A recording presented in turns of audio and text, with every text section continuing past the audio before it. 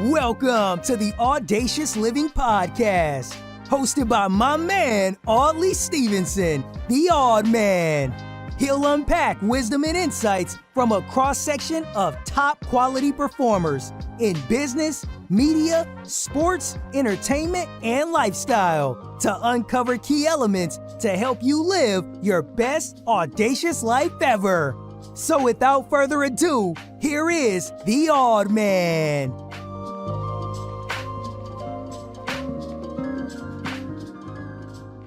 Welcome to another edition of the Audacious Living podcast. I'm Audley Stephenson, and it's a pleasure as always to be here with you as we continue our goal to help our listeners and viewers live their best audacious life ever. Our social media channels are just one of the great ways that you can connect with us. We're on Facebook, Twitter, and Instagram, and I encourage you to like, follow, and share. You can also subscribe to our YouTube channel and get the instant notifications every time new content comes out. The focus of today's episode will be on a very important journey that we all going to take at some point or another. It's very personal and it's very unique to us, and that's the journey of self-realization.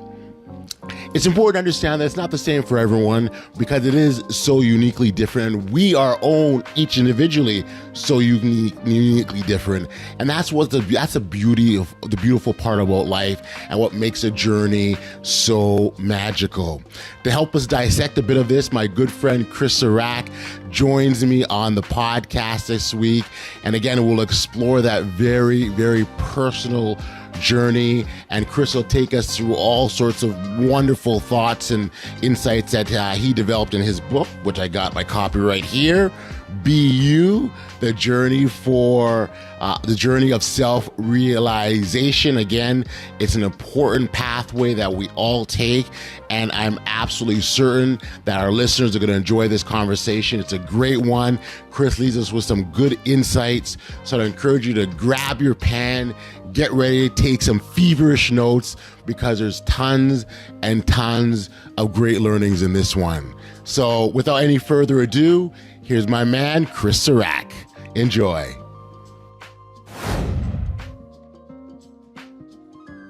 Chris, how's it going, man? Nice to have you on the podcast today. It's fantastic, Audley. Thank you for having me. First of all, it's rare that the live person compared to the picture behind them is even brighter and even more shiny. Yeah, it's, so I love that. I'm talking to double of you. And he's my bodyguard there. You always have someone to have your back, so why not have your own back, right? Exactly. Very good. I appreciate that. We were talking before we pressed record about your book, Be You, and I had to admit that I hadn't been able to finish the whole thing because of how deliberate. And the way it was written in terms of just very deliberate, not to take methodical and read it and go back there because it's so thought-provoking in so many ways. So I certainly want to commend you on a really, really good job. At least what I've read has been fantastic. So thank you. Well, you know what? It's your own fantasticness that is being reflected back to you. So everyone gets out of whatever we do, everything in life.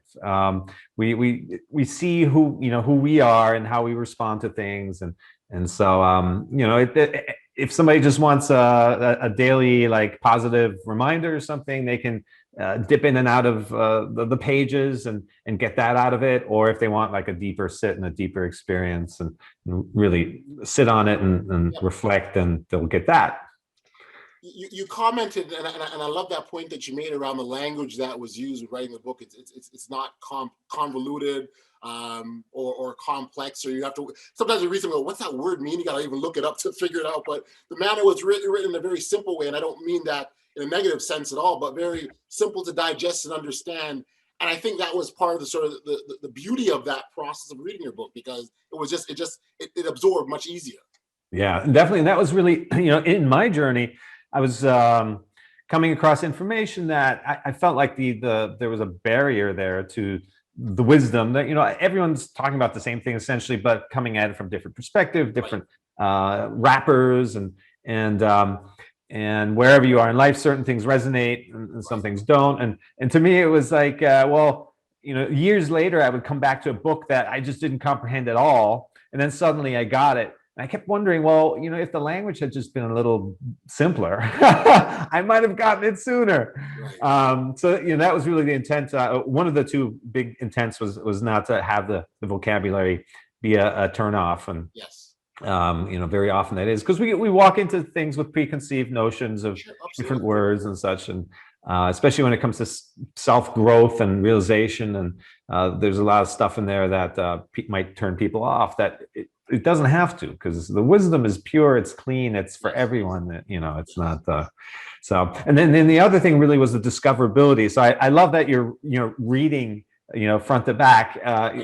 A lot of people don't. I've been teaching for almost 10 years, and a lot of people don't learn that way. They like to just dip in, dip out, jump to a particular chapter, more of like a glossary approach of like, what am I dealing with right now? And then they can go to that chapter, because that's also part of the design, is you don't have to commit to the whole thing.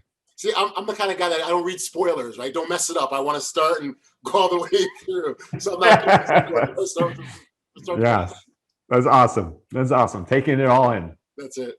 A couple points I want to raise that you talked about in the book, and I wanted to expound a little bit on that. One of them, we sort of talked about our life being a blueprint. And so we all have this sort of direction of where we're supposed to go based on this blueprint. And let me know if I'm overcomplicating it or at all, because as I got in my own head, I'm going, well, what does that mean? But at the same time, our life is made up, and I believe, our life is made up of a sort of a collection of experiences that kind of gets us to this point.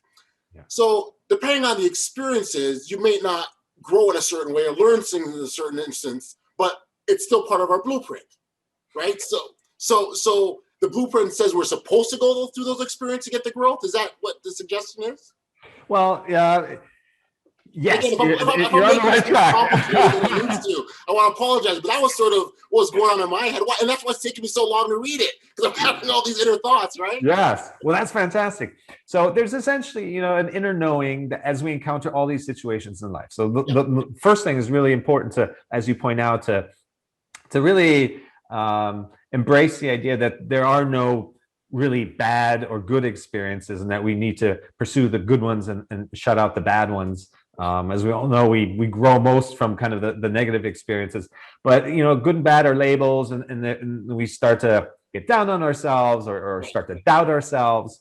But all of those things are really, they point to reactivity within ourselves. We react to things that we judge to be good, and then we react to things that we judge to be bad, and then we try to steer and control life accordingly. Right. But we're conditioned to believe that it's the environment, the world around us, that is to blame, that we need to figure it out and plan and control it in order to get rid of the unpleasant stuff and just have more of the good stuff.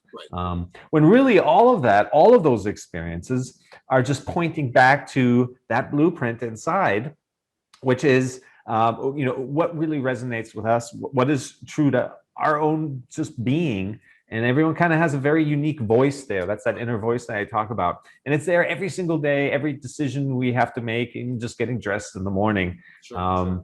And so staying true to that is life is vast and so many experiences. It's continuous. The more, we are in that present beingness of ourselves, and then there is no really, this outcome orientedness that we get led to live for the future. And then we're never really present. But that also keeps the concept of time alive in us, and past and present. I mean, regrets of the past, and then hopes for the future and all that stuff. But once that stuff shrinks and we're not so attached to these outcomes or think about the past, and then we start to feel more continuous anyway.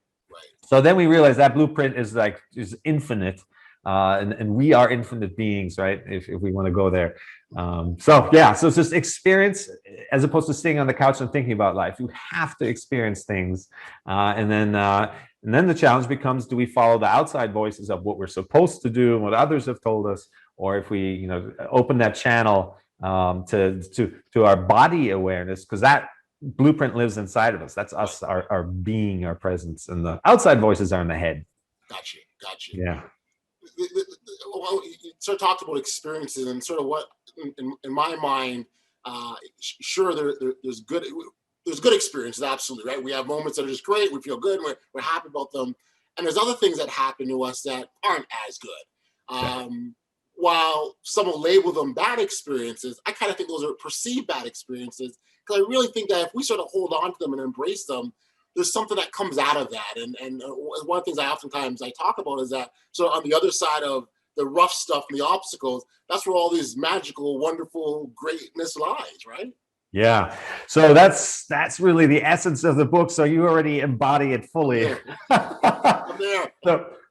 So chasing the good things and resisting and trying to steer away from the bad things, that leads to a roller coaster of a life. That's going out every day and just almost living in a state of fear of like, how can I avoid the stuff that I don't like, and where can I create more of the stuff that I do like? But then life goes up and down every day.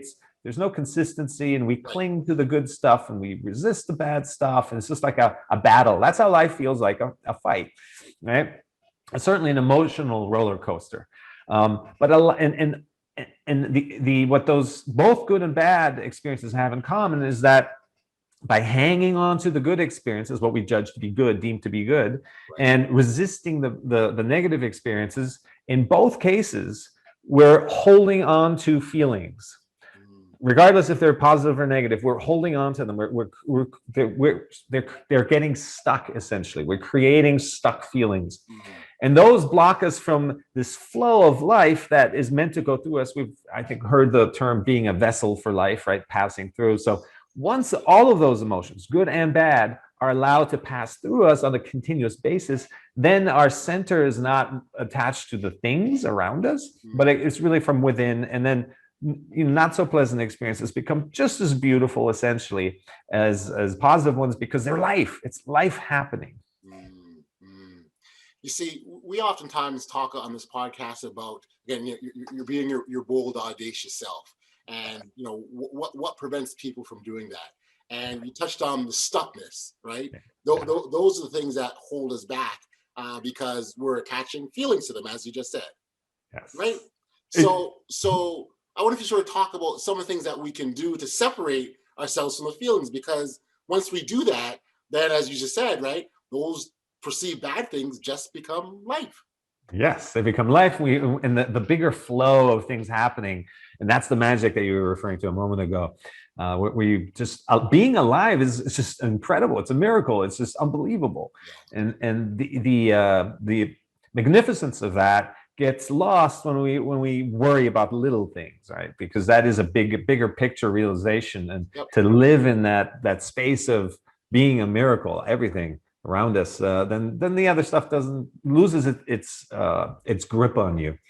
So the things we can do is, primarily the reason these things have grip on us, good and bad, is because we're conditioned to live through what I call the headspace. So we're in our head, and that's where reactivity lies. We react to things, and that's, we judge them as good and bad.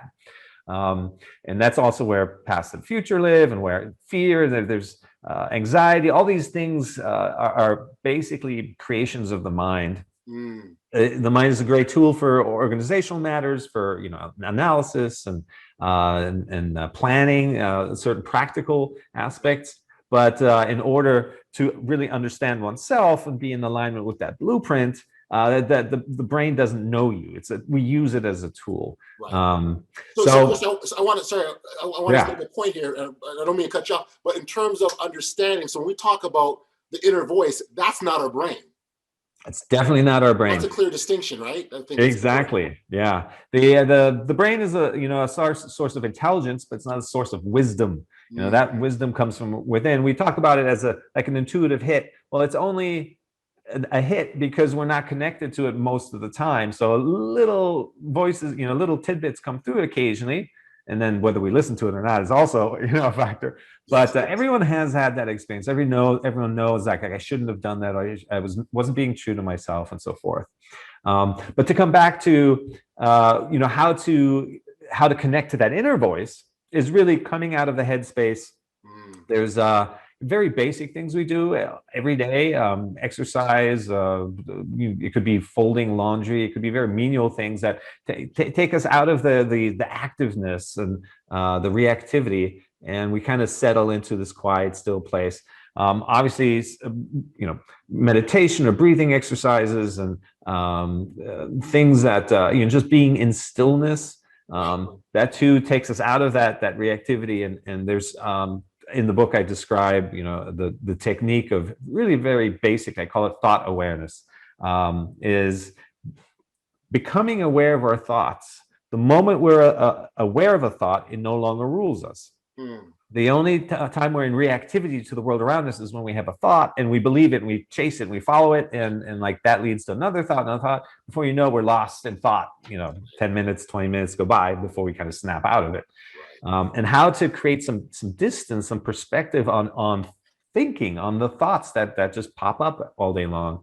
And that helps us stay out of this getting lost in them all the time. And very simple things you can do, just focusing on your breath and noticing when the mind pulls us away, and just noticing. In that moment of noticing, we break the attachment essentially to believing our thoughts. Right. It seems to me that this needs to be a very deliberate act in terms of being mindful of our thoughts, particularly now when, look, you got your phone in your hand and it can go off 20 different times for 20 different things, and you're just jumping from sort of one thought to the next and trying to keep up with it. But this needs to be deliberate, what you're describing, doesn't it? Oh, completely. And it's unfortunately in our evolution as a species, we're more like teenagers, where we're like reacting, so we have a ways to go, right? But that is, even as adults, it's still a challenge, because the world is designed to elicit reaction from us. Like you said, everywhere we look, not just our gadgets, but the news and billboards and media and other people. It's always like, what's your opinion? What's your opinion? What do you stand for? What's right? What's wrong? What do you want? What you don't want? And this just keeps us active in our headspace all day long. And so, yes, it takes a deliberate effort to kind of come out of that.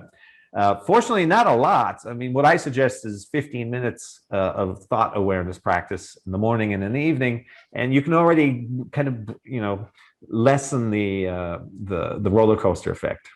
Gotcha. There was a line in there, several lines that I actually love, but the one that really jumped out at me is that your plans are interfering with life. And that's so true. Right? Just in terms of, we think we know where we're going, we know what we want to do, and it's not in line with that blueprint. And there you go. Exactly. Well, with maturity, that's basically, everyone kind of reaches that point of realization. Is like, everything I ever planned never really turned out that way. Right. And the struggle and trying to steer things along the way, we were never present. We were always looking to get to that next place, and life goes by quickly, and it's so deep down inside of us that we don't even take a shower without enjoying the shower. The mind is always planning and trying to control. It's always thinking ahead. So it's always, when we're living through that headspace, we're always in the next moment instead of the present one. Gotcha. So the headspace and the inner voice, and I think there's a term head-centric that's used, which is kind of a cool little term, but there's a natural kind of battle between the two, isn't there, at times? Well, or is battle too harsh of a word? There's I don't think they stand on equal ground. That's a great question. People say you need some balance between head and heart and all that. When I having delved into it further, and even just writing the book, which took over 2 years, and every single sentence, like you said, there's something behind it that motivated it to a deeper, going deeper within myself, and that never came from the headspace. So every time people said, what motivated to write you the book, and I said, I didn't write the book. The book wrote itself through me, right? And I felt immediately, if it was me trying to write, it was just garbage. I may as well just stop, which I did, and then I have to regroup and reground myself in my body, and so that I'm aware of the thoughts, and that creates enough space for that creativity and that flow and that magic and the miracle and everything to kind of flow through me. And then the thoughts become practical in nature. Now I need to execute and write this stuff down in an organized manner. But so they're more in service to that greater current, than just kind of on equal ground. Got you. Yeah. There's and I'm going to mess it up for sure, but there's a quote by Bruce Lee where he talks about our life kind of being formless like water, right? And that sort of, as I was reading, that kind of came to the forefront a few times. Can you sort of talk about the realness of being formless like water? Yes, and I love that quote, and I love Bruce Lee in those. I've seen that one many times. So again, it comes back to when we live through our headspace, there's a measure of needing to know things. That's what the mind is designed to do. It needs to know things and understand things, interpret, and thus control and predict and project. And so in that space, there's no flow. There's only controlling and clinging and resisting and that whole dynamic. As well as a lack of trust that if the mind lets go of the very thing that it's designed to do, it freaks out. Right. And that's what happens. It's like if we're living in our head and the brain we're telling our brain to stop controlling, well, that need for control is the very thing that the brain does. Right? That's what it's supposed to do, right? It's what it's supposed to do, right? So it's not saying, the brain is wrong or we're not using, we shouldn't never use the mind. It's we use it for the things it's designed for, but not for the greater guidance, the greater knowing, the greater wisdom, the connecting and aligning with the blueprint. That's not what it's for. So it really requires a coming out of the headspace entirely to enjoy, because then you don't need to like wonder about, can I trust life to happen this way? You're not living and experiencing life through that mental lens. You're experiencing it through being and your presence. And there's a much deeper trust that is just in place there. It's being connected to the miracle and yourself and who you are, and just knowing that I'm meant to be me in this particular way. And it just doesn't even matter what anyone else says or does. It's let them believe what they want, and they should be themselves as well. That inner truth does not compete with other people's inner truths. Whereas the mental truth is always arguing, comparing, and like, if I believe this, then the other person should believe it too, because if they don't, I feel threatened.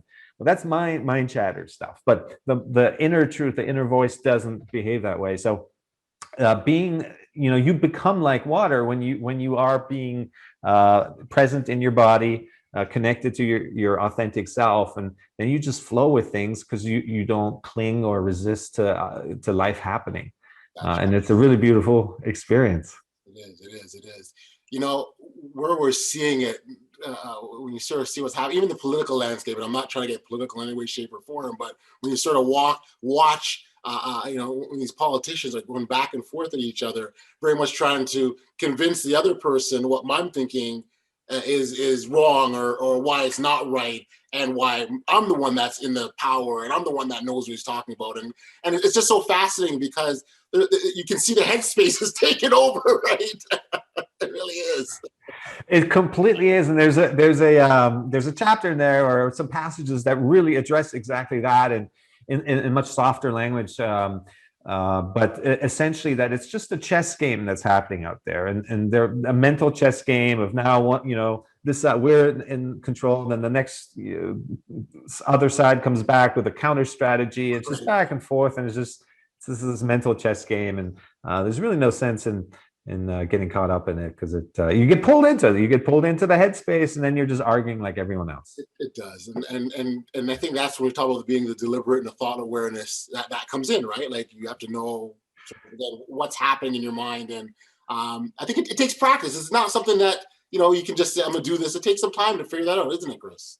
It does. On one hand, we've been conditioned and raised to believe this way. From toddler stage, people are telling us who we should be and what we should do, and the media and peers and teachers, everyone putting their experiences of life onto us. And so by the time we come of age, we don't really have a connection to our own voice anymore. That's not being taught anywhere, currently at least. So you go by, decades go by that we're in this head mind-driven life, and career, and pursuing outcomes, and expecting them to make us happy. And so this just keeps going for a while. now the good news is, despite, you just go halfway through your life that way, to break away from this thought identification happens rather quickly. Even though with no exposure whatsoever, just 15 minutes a day, like I say, they already start to you catch these glimpses of peace, inner peace, and balance, and just not feeling triggered as much as before. It's not a overnight process. You're absolutely right, but it's also the small things here and there that you notice a change of not being so attached and triggered by the world around us. They kind of inform the next, like, oh, I want to do this some more. And it's really, you don't have to wait for the day when there's a tipping point and suddenly you're in tune with yourself. It just happens more and more. Positive momentum builds more and more, and it's the little things. It's not like these big decisions either. I think it's just you got to start. Yeah, you got to sit down a couple times, but it doesn't take much to recognize how mad the mind is if we use it for everything. Yeah, no, I get it. I mean, I've been looking at my mind side eye as of late. like you've been really messing me up, man. Like, so it is kind of funny. It's kind of funny. Yeah. I also want to touch on happiness in that process of being happy, because certainly one of the things that was clearly identified is that we oftentimes attach our happiness to outside things, right? Yeah. Jobs or careers, relationships, cars, whatever. Yeah. And those things can come and go, can't they? Yeah, and that's a great questions, by the way. Every single one of them. I wish we had 10 hours to do this. That's really one of the misconceptions. A lot of people think, well, then I shouldn't pursue, abundance. I shouldn't look for happiness and relationships, and things and achievements. No. We should absolutely. We're in the physical. Life is amazing. Yeah. All those things can make you happy. It's just not permanent happiness. The attachment to, well, now I own this and I have my life set up this way, and an income or a house or a partnership or children, whatever it may be. The assumption that this will now stay in place and make me happy forever, that's where we get into trouble. They absolutely bring joy and happiness. But just like all feelings, one needs to not cling to those, because then you start to control again, and then suddenly the fear comes in of losing it, and then a happy situation sours very quickly, and it's really our clinging to it that creates it. And just enjoy it for as long as it lasts. Sometimes it's very short, sometimes it could be many, many years or a long time. Some things last a lifetime. That's great too, but we just have to allow it to take its natural happy course, and then the true joy, the true happiness, the permanent happiness is in the flow of things coming and going, of life coming and going. Well, Chris, we're talking about the journey of life, right? That's where we talk about the true joy and happiness, that life, that journey that we go on, because allows, and then the beauty part, when you reflect back and see exactly, when this happened here, that's what changed here, and it's sort of watching, and so it's that's where I see the joy and excitement is for me. Yes, absolutely. I know the journey is a big theme with all your guests, and that's exactly it. And so there's some deep wisdom in what you're describing, in that you're looking back and you're seeing how your life unfolded, and for you to get to where you are today, and certainly with more time, anyone can really tell, like, how one thing led to the next, to the next, to the next. And we don't really have to, if we try to enact something, it usually didn't turn out that way anyways. And so there's really, that we shouldn't stress out so much about trying to plan our life before living it, is what I say, is like, just live it, and learn to trust yourself that you can respond to circumstances. Again, your inner voice is your GPS, and you'll know in that situation what's right or wrong. You can't control situations or what people do and whatnot, but as they show up, then you act and respond in alignment with yourself, and that informs the next moment more than anything else. All this planning and projecting is it's just not feasible. It's not realistic. There are too many variables in life and elements, and so many of them. It's not a negative statement. It's like there's so much amazingness. There's so many possibilities. Yep. The mind can only, think of a handful and then try to create some plan and project that into the future with all these variables. It's why live that way? It's so hard. Allow all those possibilities to exist and bring life to you, and then respond to what shows up. Got you. The expression "stop and smell the roses" is sort of, what comes to mind, and taking that time to be present. I think that's a big part of it, right? Like our mind wants to be planning in the future and doing all these things, as you said, but if we're present in that moment and taking in what we're absorbing in that moment, then I think that's where the beauty comes in. Yes, and that's really our natural state. I mean, we for some reason have the ability to overthink and overplan our life, but the rest of nature doesn't. It's all plugged into right now and experiencing the smell, the roses, and also the danger if there's a predator around or whatnot. And then but it's the experience of living that is at the forefront, and not trying to control life or make it something that we come up with in our head. So yeah, you want to be continuously smelling the roses, or smelling whatever you're smelling, but whatever's on the pathway. Exactly. There may not be roses all the time. And that's really one of the wonderful things is viewing life as a play. When we go to the movies, usually in these, especially formula movies, that in the first half hour there's the would-be hero hasn't yet recognized, hasn't taken charge of their destiny on yet. And usually something bad happens to them to motivate that. Well, when we're watching this, we don't when we see something bad happen to the protagonist, we don't, yell to the projector person, stop, and just it all start, drama and crying and all that. No, we know this is a story that's unfolding, and it's going to lead to, motivation and insights about oneself, and stepping into your role and recognizing that blueprint. So really viewing life as a play more, that you're able to look back and see how it all unfolded. In the same way, you can look at situations and go, I wonder where this is going to lead to, without getting caught up in like, oh, this means this and that, and then getting lost in the headspace again. So it's so exciting to be alive. Got you. It certainly is, and I enjoy my life and all that has come with it. And I can tell you, there's been perceived bad things that's taken place as well as the good things. And so I think holding on to those beautiful pieces is the key. Chris, I've really enjoyed this conversation. It's enlightening for me in a lot of ways. I certainly know I'm going to finish reading that book whenever I do, because there's a lot more good stuff in there for me. Yeah. I want to touch on sort of one last point before we wrap up here.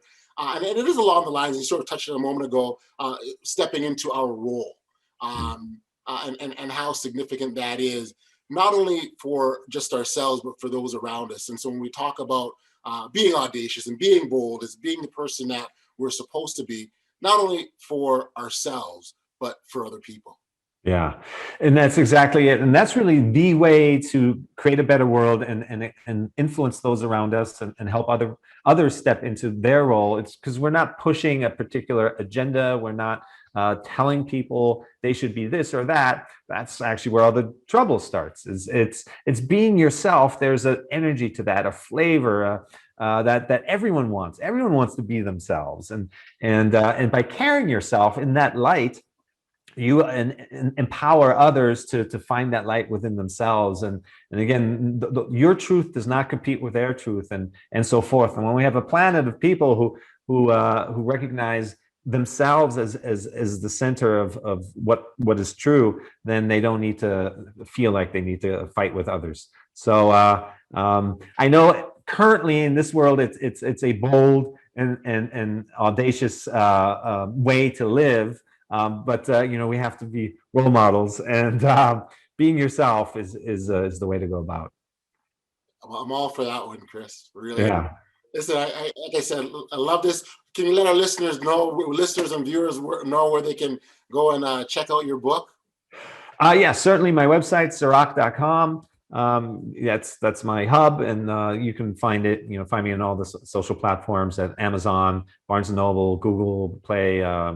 Kobo. I mean, all the formats are out there. So come find me. Awesome. Well, look, I would certainly encourage our listeners to do so. Chris, it's been a pleasure. Really appreciate this. Like I said, a lot of fun, great insights, and all the best, my friend. Oh, thank you so much, Audley. I hope we can do it again. There's so much more to talk about. Will do. Sounds good. Take care. Thanks. Back we are here on the podcast. Big shout out to Chris. Thank you so much for stopping by, and again leaving some incredible insights. I think listeners really walked away with a better understanding of that when we talk about a journey of self-realization. For our listeners, I encourage you to visit Chris's website, chriscirak.com.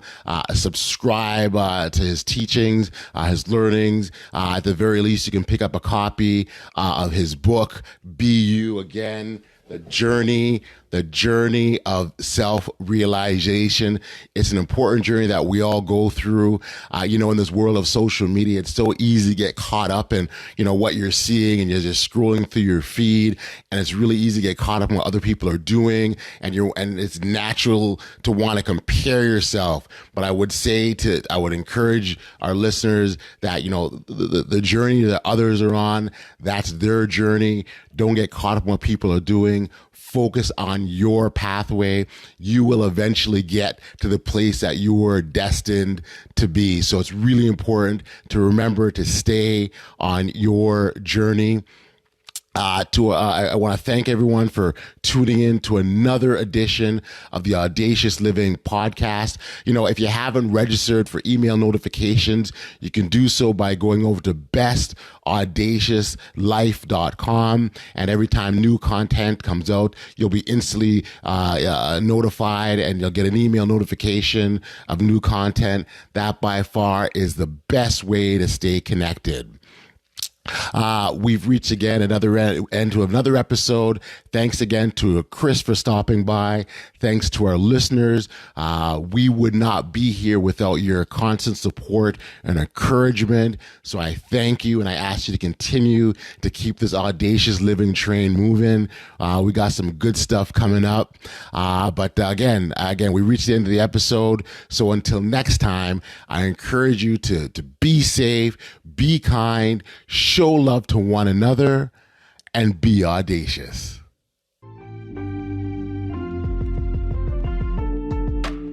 You've been listening to the Audacious Living Podcast, hosted by Audley Stephenson. If you enjoyed what you heard, be sure to like, subscribe, and share. Until next time, be audacious.